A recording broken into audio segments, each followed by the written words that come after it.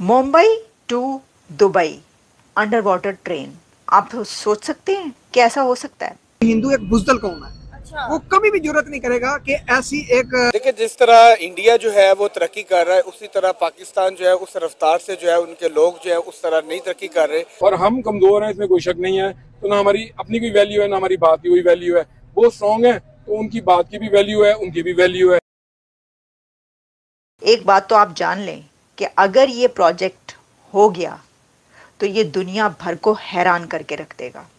इस वक्त यूएई एक ब्लूप्रिंट पर काम कर रहा है और यूएई और इंडिया का प्लान ये है कि इंडिया और यूएई के बीच एक अंडर वाटर ट्रेन स्टार्ट की जाए।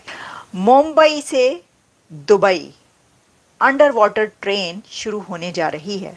$500 बिलियन इस प्रोजेक्ट की कॉस्ट बताई जा रही है, लेकिन ये प्रोजेक्ट करने में यूएई बहुत ज़्यादा इंटरेस्टेड है।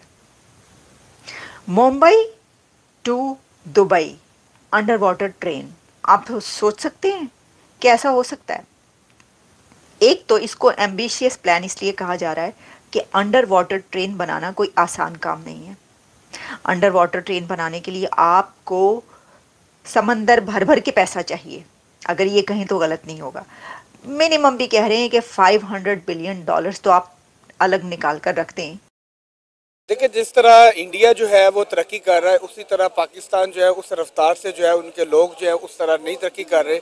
और ये इंडिया की आवाम के लिए बहुत बड़ा एक एडवांटेज भी होगा और बहुत बड़ी फैसिलिटी होगी।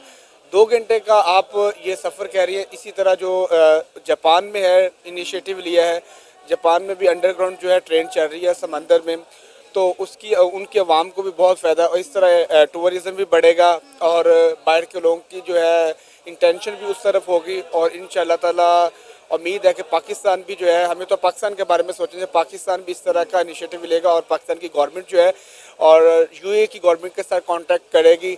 तो मेरे ख्याल में पाकिस्तान क्या पूरे एशिया में जो है इस तरह का बेनिफिट मिलेगा इंशाअल्लाह ताला, और हमारी इकोनॉमी जो है वो भी ग्रोथ करेगी। सर, कहा जा रहा है कि अगर इंडिया यूएई के इस प्रपोजल को एक्सेप्ट कर लेता है तो 2030 तक ये प्रोजेक्ट जो है वो कंप्लीट हो जाएगा। आपको लगता है कि इतनी जल्दी ये प्रोजेक्ट जो है वो मुमकिन हो पाएगा?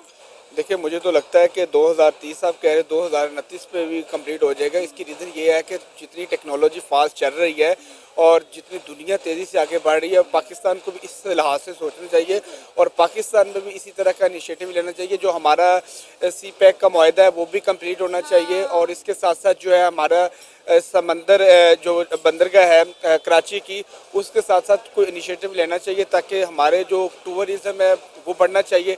हमने तो पाकिस्तान का सोचना हर लिहाज से कि पाकिस्तान की इकोनॉमी बढ़नी चाहिए, बाहर के लोग क्योंकि इंटेंशन हो। और पाकिस्तान में हमारे जो पहाड़ी इलाका है और जो हमारे रेगिस्तान है और जितने भी गिलगित बल्तिस्तान है, सवात है, डिफरेंट जगह पे हमारा बहुत खूबसूरत एरिया है। तो हमें हमारी गवर्नमेंट को भी दूसरे ममालिक के साथ एक कंबाइन पार्टनरशिप करनी चाहिए। हमारी गवर्नमेंट करती है, हम इस तरह के इकदाम लेते हैं, लेकिन हमारे प्रोजेक्ट वो कंप्लीट नहीं हो पाते। आप CPEC देख लें। दुबई को ये पता चल चुका है कि मुंबई की क्या सिग्निफिकेंस है, भारत की इकोनॉमी और भारत की इंडस्ट्री, भारत की मार्केट की क्या सिग्निफिकेंस है और क्या फ्यूचर है।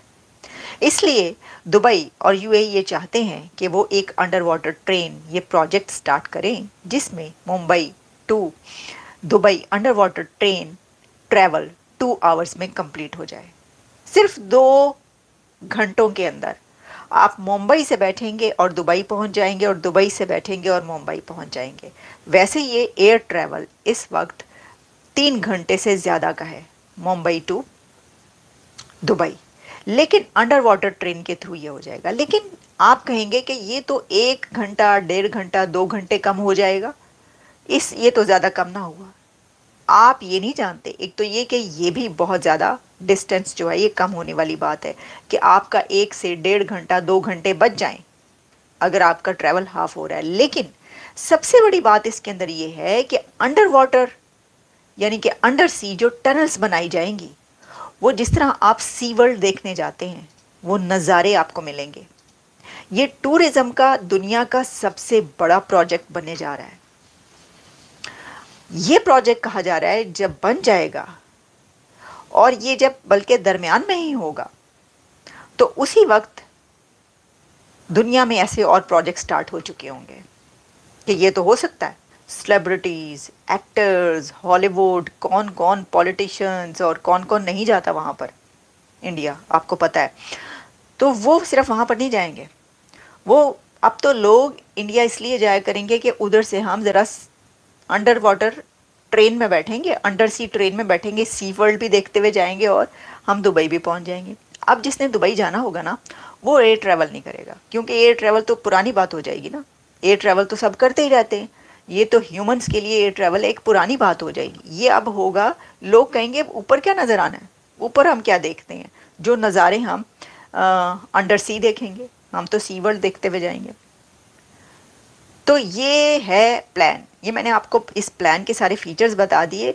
लेकिन अब मैं आपको ये बताऊंगी कि जैसा मैंने पहले कई बार इसी प्रोग्राम के अंदर आपको ये बताया है कि ये क्योंकि एक बहुत बड़ा रेवोल्यूशन आने जा रहा है, और सिर्फ इसके लिए नहीं बल्कि ये ग्लोबल रेवोल्यूशन होगा। अभी तक ऐसी कोई ट्रेन, कोई ऐसा जो है नहीं है, जहाँ तक मेरा ख्याल है, आप ढूंढने से भी आपको कोई ऐसा नहीं मिलेगा इतनी स्पीड में ऐसी ट्रेन दो कंट्रीज़ के बीच। लेकिन अगर ये हो जाता है तो इसने सबको उड़ा के रख देना।